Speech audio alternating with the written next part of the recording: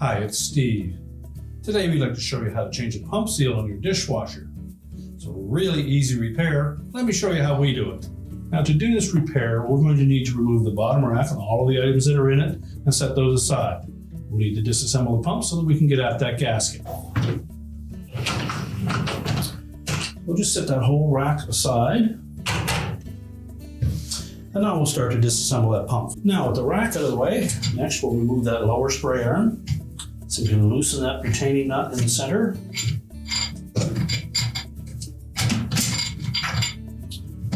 And then lift that off and set it aside. Now our next step will be to remove the pump cover here. There are 8 screws that secure that to the accumulator. These are a number 15 Torx head screw.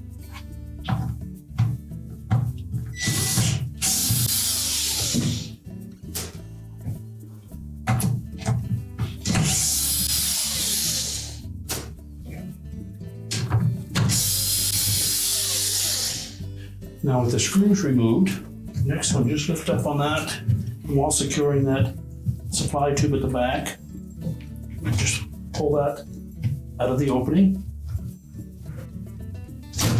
Now we'll just set that pump cover aside.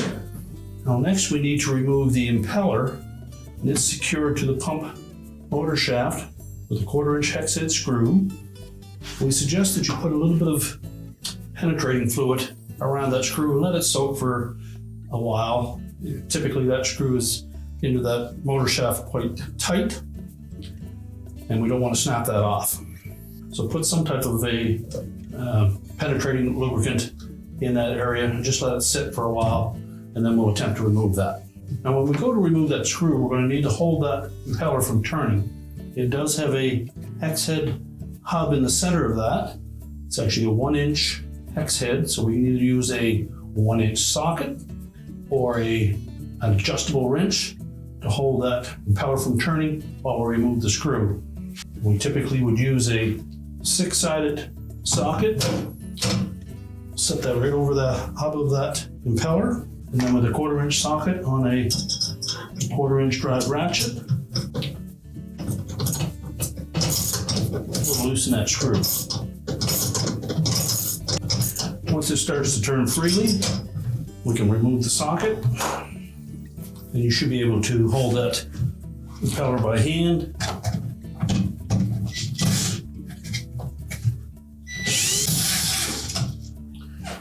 Remove the screw and the impeller, and just set those aside. Now, inside of this cavity, there are 4 more number 15 Torx head screws that secure that accumulator to the top of the pump. We'll need to remove those next.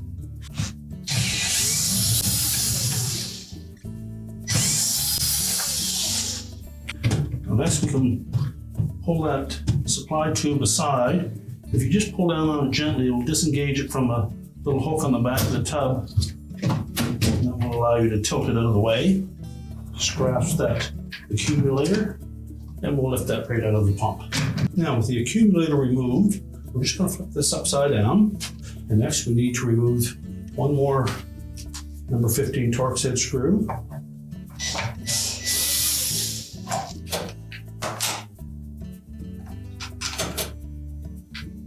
And carefully lift that off. Now using a small flat blade screwdriver, I'm going to pry out that old gasket. And we'll discard that. Then make sure that that channel is nice and clean. We'll fit the new gasket into that groove. Make sure it sits flush. Now when we go to reassemble this, make sure that the small plastic ball is in position. We'll secure it with that single screw. Now we're ready to put that accumulator back onto the pump. So when positioning that accumulator into the sump area, we'll make sure that we have this notch pointing straight forward.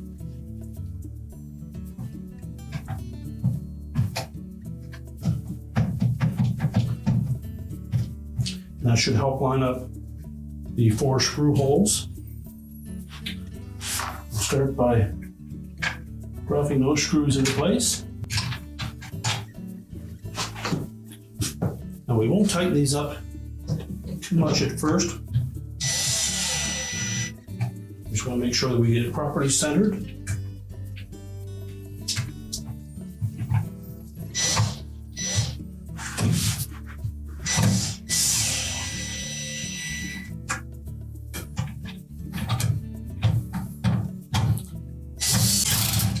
And then we'll go ahead and tighten them all.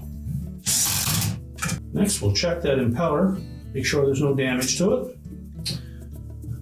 And if we look down through the center of it, you'll notice there is a rib on one side and a flat side on the other. That will correspond with the extension on that motor shaft, so that will only go on one way.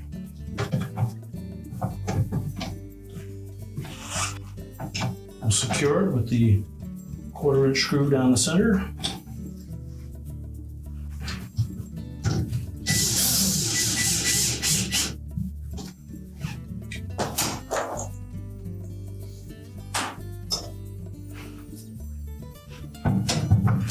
And then we'll tighten it with the ratchet.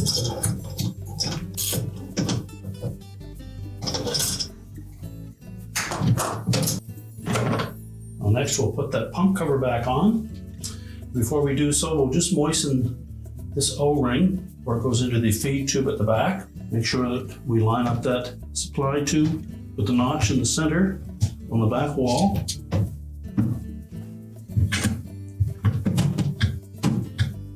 And make sure that the gasket on the top of that accumulator hasn't been dislodged from the groove.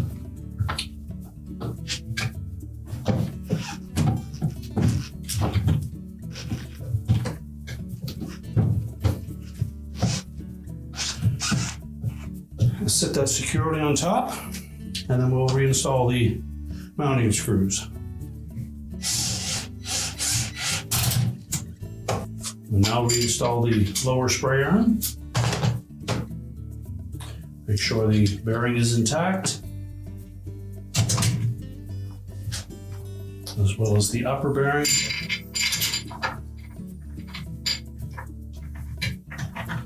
And tighten the retaining nut. Make sure it turns freely.